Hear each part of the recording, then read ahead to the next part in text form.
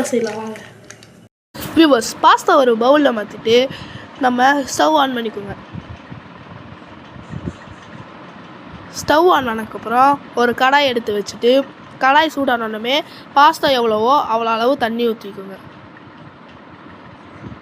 தண்ணி கொஞ்சம் சூடானோடனே நம்ம பாஸ்தாவை எடுத்து உள்ளே போட்டுடலாம்.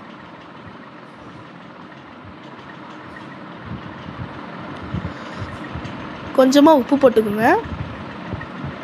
ஆயில் கொஞ்சம் ஊற்றிடுங்க. 15 நிமிஷம் வேக வைக்கணும். நீங்கள் கிளறாம விட்டிங்கன்னா அடி பிடிச்சிக்கும், பார்த்து. இது வேகிற வரையும் நம்ம என்னென்ன தேவையான ஐட்டம்ஸோ அதை பார்க்கலாம். வெங்காயம், தக்காளி, கருவேப்பிலை, பச்சை மிளகாய், எண்ணெய்.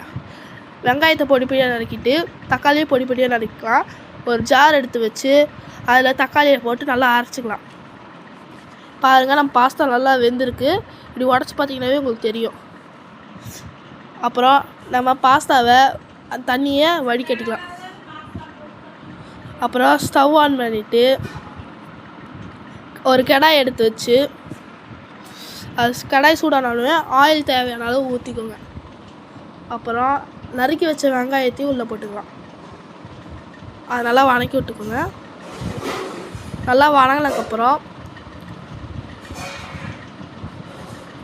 2 பச்சை மிளகாய் எடுத்து உள்ளே போட்டுக்கலாம். அப்புறம் தேவையான அளவு கருவேப்பிலை போட்டுருங்க. அப்புறம் அரைச்சி வச்ச தக்காளியை நம்ம எடுத்து உள்ளே போட்டுக்கலாம். இது நல்லா மிக்ஸ் பண்ணிக்கோங்க. நல்லா பச்சை வாசனை போகிற வரையும் மிக்ஸ் பண்ணிடுங்க. அப்புறம் ஒரு ஜார் எடுத்து வச்சு அதில் 2 டீஸ்பூன் சீரகத்தை உள்ளே போட்டுட்டு நல்லா அரைச்சிக்கலாம். அப்புறம் அந்த சீரகத்தையோ மஞ்சத்தூள், கறி மசாத்தூள், மிளகாத்தூள் இது 4 போட்டு நல்லா மிக்ஸ் பண்ணிக்கலாம். நல்லா பச்சை வாசனை போகிற வரையும் பார்த்துக்கோங்க.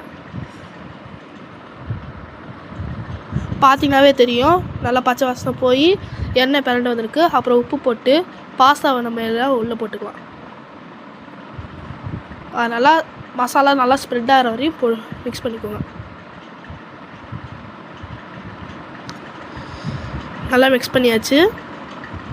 இப்போ ஒரு பிளேட்டில் மாற்றி எப்படி இருக்குதுன்னு பார்க்கலாம்.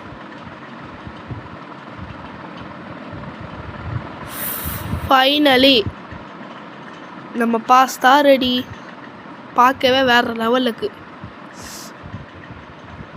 சாப்பிட்டு பார்த்துடலாம். சூப்பராக இருக்குது. லைக் பண்ணிடுங்க. பாய்.